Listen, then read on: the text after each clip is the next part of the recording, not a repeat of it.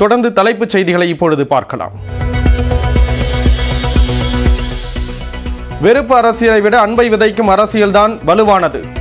பழங்குடியினருக்கான 1000 வீடுகளை திறந்து வைத்த முதலமைச்சர் மு க ஸ்டாலின் பேச்சு. வக்பு சட்டத்தை எதிர்ப்பதன் மூலம் வாக்கு வங்கி அரசியல் வைரஸை காங்கிரஸ் பரப்புகிறது. ஹரியானாவில் நடந்த விழாவில் பிரதமர் மோடி சாடல்.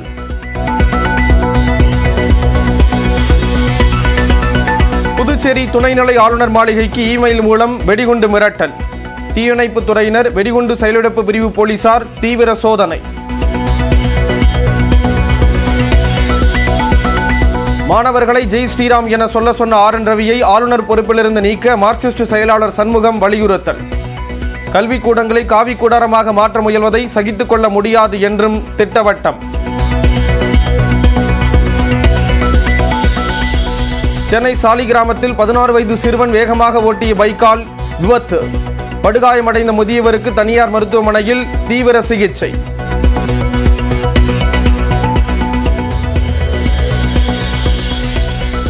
திருவண்ணாமலை போலூர் அருகே நுகர்வோரை மிரட்டிய மின்வாரிய ஊழியர் சஸ்பெண்ட். நீ இதுக்கப்புறம் 10 நிமிஷம் ஆகும், அரை மணி நேரம் ஆகும். நீ திரும்ப இது போட்டு வச்சுக்கா, நான் டிஎஸ்பி கம்ப்ளைண்ட் கொடுத்துருவேன். ஞாபகம் வச்சுக்கோ.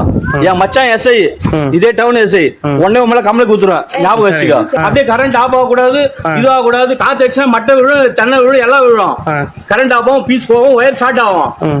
அரை மணி நேரம், 1 மணி நேரம் இல்லைன்னா கூட 1 மணி நேரம் கூட கேட்கலாம். 10 நிமிஷத்துக்கு நீ உடனே போன் பண்ற. சரி, ஓகே. நியூஸ் 8 செய்தி வெளியிட்ட நிலையில் செயற்பொறியாளர் நடவடிக்கை. அதிமுகவிலிருந்து விலகல் என பரவும் தகவலுக்கு முன்னாள் அமைச்சர் ஜெயக்குமார் மறுப்பு. பாஜகவுடன் கூட்டணி அமைத்தால் விலகுவதாக கூறவில்லை என விளக்கம்.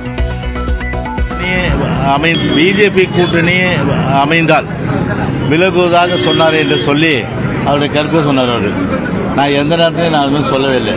அது ஒரு திட்டமிட்டு ஒரு ஃபேக் கார்டு, அதாவது ஒரு பொய் செய்தி.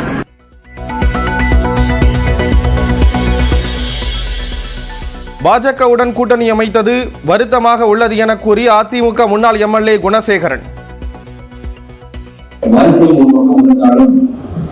இயக்கத்தை காப்பாற்ற வேண்டிய சூழ்நிலை நம் அனைவருக்கும் இருக்கிறது என்பதை நீங்கள் அனைவரும் நினைத்து பார்க்க வேண்டும்.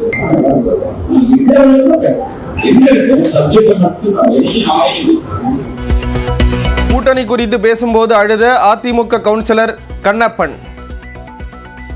இயக்கத்தை காப்பாற்ற வேண்டும் எடப்பாடி காப்பாற்றுகிறார். எந்த சூழ்நிலை நமக்கு இந்த கட்சிக்கு எடுக்க வேண்டிய சூழ்நிலை நமக்கு இருப்பதுதான்.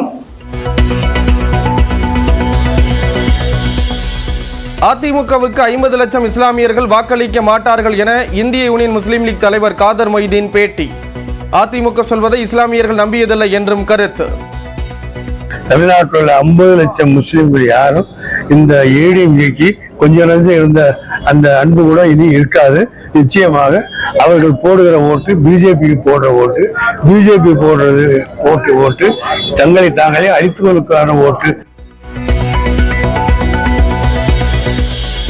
பாஜகவுடன் அதிமுக கூட்டணி வைத்ததற்கு எதிர்ப்பு தெரிவித்து புதுக்கோட்டை அதிமுக நகர சிறுபான்மை பிரிவு செயலாளர் முகமது கனி கட்சியிலிருந்து விலகல்.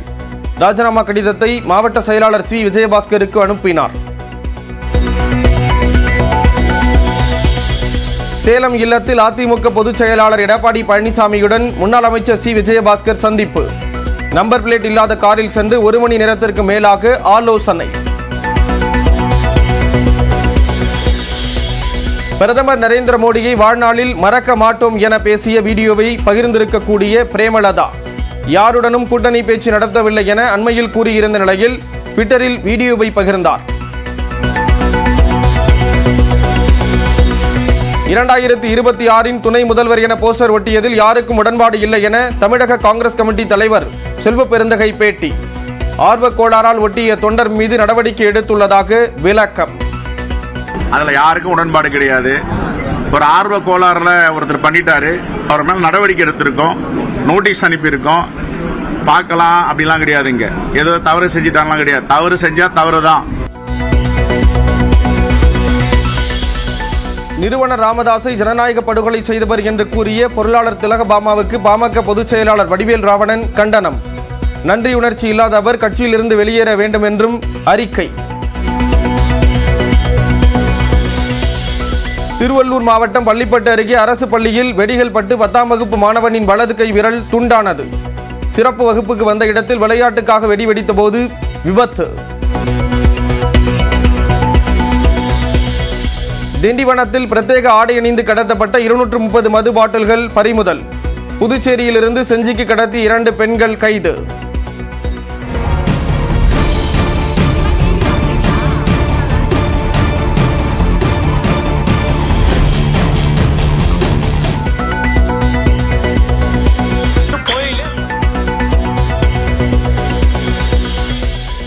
தீ விபத்தில் சிக்கிய மகனின் உடல்நலம் தெரியதால் மொட்டையடித்ததை அடுத்து திருப்பதியில் பக்தர்களுக்கு அன்னதானம் வழங்கிய பவன் கல்யாண் மனைவி. பக்தர்களுடன் அமர்ந்து உணவும் மருந்தினார் அண்ணா லெஸ்னிவா.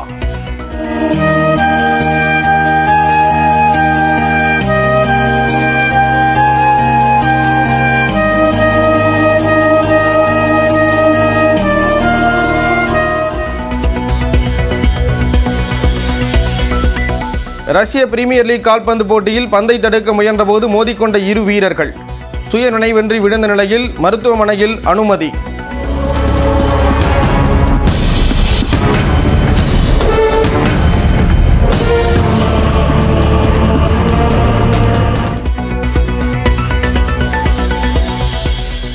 ஐபிஎல் லீக் போட்டியின் இன்றைய ஆட்டத்தில் லக்னோவை எதிர்கொள்கிறது சென்னை சூப்பர் கிங்ஸ் அணி. தொடர் தோல்வியிலிருந்து மீளுமா என ரசிகர்கள் ஏக்கம்.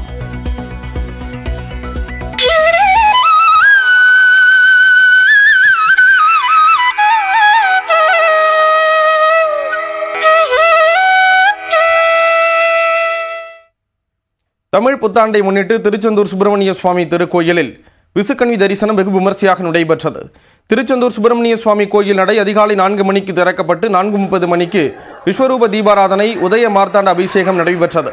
அதைத் தொடர்ந்து தமிழ் புத்தாண்டை முன்னிட்டு கோயிலின் உள் பிரகாரத்தில் கனி காணும் நிகழ்ச்சி நடைபெற்றது. மாதுளை, ஆப்பிள், வாழை உள்ளிட்ட பல வகையான பழங்களை தட்டில் வைத்து அதன் முன் நிலை கண்ணாடியை வைத்திருந்தனர். இதனை பக்தர்கள் பார்த்து வழிபட்டனர்.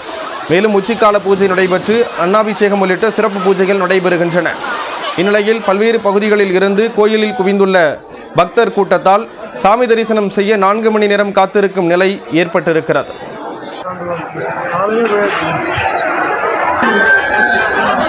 தமிழ்நாட்டின் பல்வேறு பகுதிகளில் உள்ள கோயில்களிலும் சித்திரை திருநாளை ஒட்டி பக்தர்கள் சாமி தரிசனம் செய்தனர். தஞ்சாவூர் மாவட்டம் பட்டுக்குடி கிராமத்தில் தமிழ் வருட பிறப்பை முன்னிட்டு பல்வேறு நல்லேறு கட்டும் நிகழ்ச்சி நடைபெற்றது. இறைவனை வேண்டி விதை நெல் தெளித்து நீர் ஊற்றி ஏர் உழுது விவசாயத்திற்கு மக்கள் மரியாதை செலுத்தினர். சிவகங்கை மாவட்டம் சிங்கமுனரி ஐயனார் கோயிலில் பக்தர்கள் பால் குடம் எடுத்து வழிபாடு நடத்தினர். சிவகங்கை மாவட்டம் பிள்ளையார்பட்டி கற்பக விநாயகர் கோயிலில் தீர்த்தவாரி உற்சவம் விமர்சையாக நடைபெற்றது. தங்க கவசத்தில் காட்சியளித்த விநாயகரை பக்தர்கள் நீண்ட வரிசையில் காத்திருந்து வணங்கினர். திருப்பூர் கோட்டை மாரியம்மன் கோயிலில் ரூபாய் நோட்டுகளால் சிறப்பு அலங்காரம் செய்யப்பட்டது.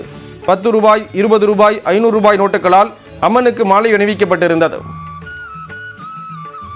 திருத்தணி சுப்பிரமணிய சுவாமி கோயிலில் தமிழ் புத்தாண்டை முன்னிட்டு உற்சவர் முருகப்பெருமானுக்கு பாலாபிஷேகம் நடைபெற்றது. நந்தி ஆற்றங்கரை கோட்டா ஆறுமுகசாமி கோயிலில் 1008 பால் குடங்களுடன் பூஜை செய்து ஊர்வலமாக திருத்தணி மலை கோயிலுக்கு எடுத்து வரப்பட்டு அபிஷேகம் செய்யப்பட்டது.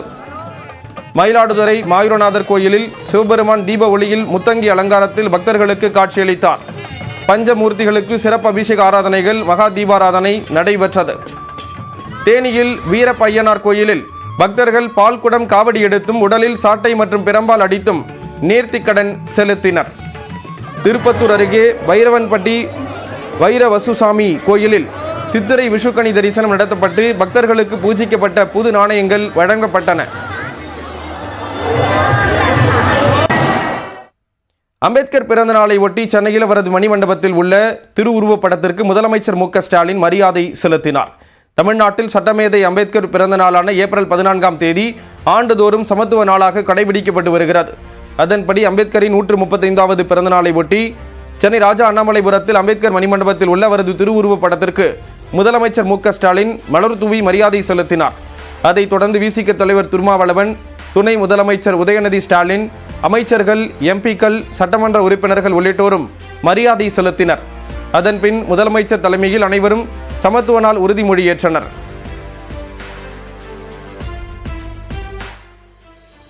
ஒடுக்கப்பட்டவருடைய சமத்துவத்திற்காகவும் வாழ்நாள் எல்லாம் குரல் கொடுத்து